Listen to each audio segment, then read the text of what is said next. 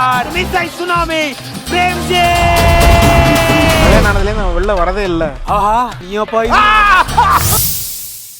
ஆனா உன்னை கெஞ்சி கேக்குறமா. ஐயோ அம்மா, என் பொண்ணு போன இடத்துல நிம்மதியான வாழ்க்கை வாழ்றதுக்கு நீதாம்மா வழி பண்ணணும். நீ மனசு வச்சாதாம்மா அது நடக்கும்.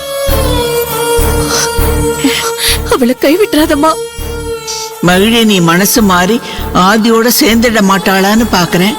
ஆனா இவங்க என் பேத்துக்கு நல்லதை நடக்க விட மாட்டாங்க போல இருக்கு. அம்மா, ஆதியும் நானும் லவ் பண்ணது உண்மைதான். ஆனா நாங்க பிரிஞ்சிட்டோம். மதியோட கல்யாணத்துக்கு முன்னாடியே நான் அவனை விட்டு விலகிட்டேன். இப்ப நாங்க ஒருத்தருக்கு ஒருத்தர் பேசுறது கூட இல்லம்மா. உண்மையாவே நான் விருப்பப்பட்டுதான் ஆதிக்கும் மதிக்கும் கல்யாணம் பண்ணி வச்சேன். அப்படி இருக்கும்போது நான் எப்படிமா அவ வாழ்க்கைக்கு குறுக்க வருவேன்? அவ ஆதியோட சேர்ந்து வாழணும்னு உங்களை விட நான் தான் அதிகமா ஆசைப்படுறேன்.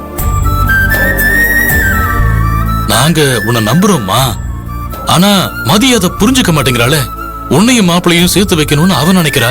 அது அம்மா மனசுக்கு கஷ்டமா இருக்கு. அவளை சமாதானப்படுத்திடுவேங்கிற நம்பிக்கை எனக்கு இருக்குப்பா. நீங்க ஆதிக்கிட்ட போய் பேசி அவனை கன்வின்ஸ் பண்ணுங்க. நம்ம எல்லாருமே சேர்ந்து முயற்சி செஞ்சாதான் அவங்க ரெண்டு பேரையும் ஒன்னா வாழ வைக்க முடியும். சரிம்மா, நீயும் எங்க கூட வா. மாப்பிள்ளை வீட்டுல போய் பேசலாம். வேண்டாமா, இப்ப ஆதிய மேல கோவமா இருக்கான். அதனால நீங்க மட்டும் போய் பேசிட்டு வாங்கம்மா. மதியையும் ஆதியையும் ஒன்னா சேர்த்து வைக்க பிளான் பண்றீங்களா? அதுக்கு நான் விட மாட்டேன். அவங்களுக்கு எப்படி ரெஜிஸ்டர் மேரேஜ் பண்றீங்கன்னு நானும் பாக்குறேன். சரி மகிழினி, அப்ப நாங்க கிளம்புறோம். சரிப்பா, வரோம் மகிழினி. சரி வரோம்மா. வரோம்மா.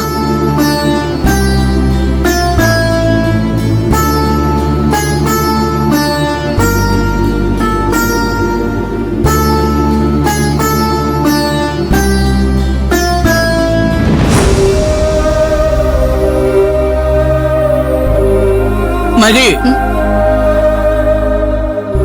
எப்படியாவது உன் மனசு மாறாதா? ஆதியோட உனக்கு ஒரு நல்ல வாழ்க்கை அமையாதான்னு நான் கனவு கண்டுகிட்டு இருக்கேன்.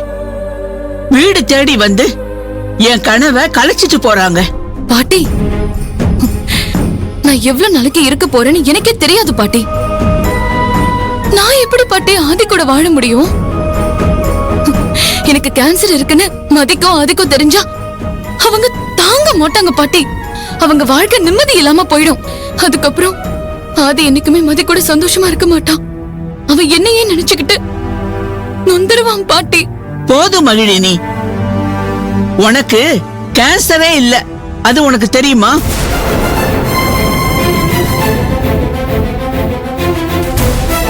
டாக்டர் பைந்தமிழன் உனக்கு டெஸ்ட் எடுத்தார்ல, அதுல உனக்கு கேன்சர் இல்லைன்னு வந்துருச்சு.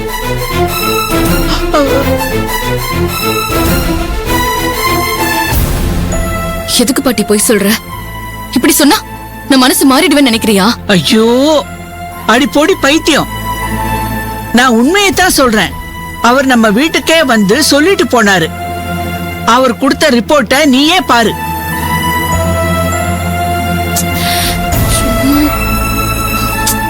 இந்தா பாரு.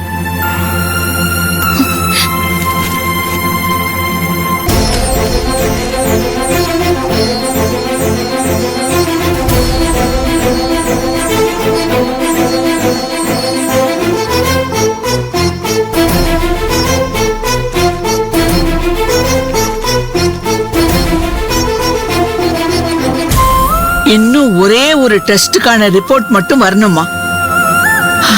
அதுலயும் கேன்சர் இல்லைன்னு வந்துடுச்சுன்னா 100% உனக்கு கேன்சர் இல்லைன்னு சொல்லிடுவாராம். என்ன, நான் சொல்றதுல உனக்கு நம்பிக்கை இல்லையா? வா, நேரா அவரையே பார்த்து கேட்கலாம்.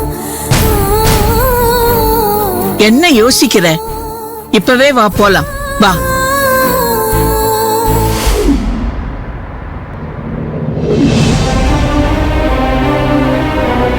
என்னங்க, நம்ம பையனுக்கு ஸ்கூல் ஃபீஸ் கட்டுறதுக்கு இன்னைக்கு தான் லாஸ்ட் டேட். ஞாபகம் இருக்கா? அதெல்லாம் எனக்கு ஞாபகம் இருக்கு கமலா. ஆன்லைன்ல கட்டிடலாம். சரி, எனக்கு டைம் ஆயிடுச்சு, நான் ஹாஸ்பிடல் போகணும். சரிங்க, பார்த்து போயிட்டு வாங்க. மகிழினியும் அவ பாட்டியும் இங்க எதுக்கு வராங்க ஒன்னும் புரியலையே.